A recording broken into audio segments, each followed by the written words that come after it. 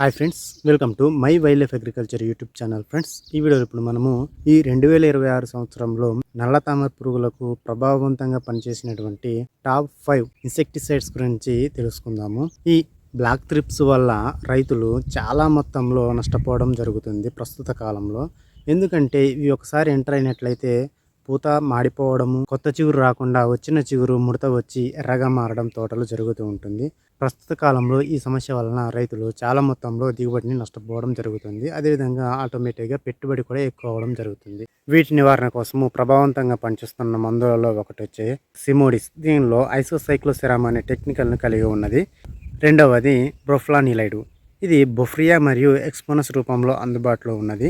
మూడవది ఫ్లక్సామెటామైడ్. ఇది గ్రాసియా మరియు షిన్వా రూపంలో అందుబాటులో ఉన్నది.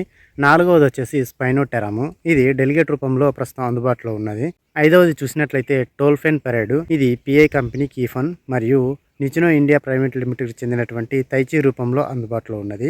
వీటిని మార్చి స్ప్రే చేసుకోవాలి. ఒకసారి స్ప్రే చేసిన దాన్ని మరలా స్ప్రే చేయకూడదు. అంటే ఈ 5 మందులు ఒకదాని తర్వాత ఒకటి స్ప్రే చేసుకోండి. అంతేగాని ఒకదాన్నే ప్రతిసారి స్ప్రే చేయడం వల్ల కీటకాల యొక్క రెసిస్టెన్సీ పవర్ పెరగడం అనేది జరుగుతుంది. ఈ బ్లాక్ థ్రిప్స్ నివారణ కోసము జిగురు అట్టాలు, బ్లూ కలర్ జిగురు అట్టాలు కూడా పెట్టుకోవాలి. Thank you for watching this video. Thank you.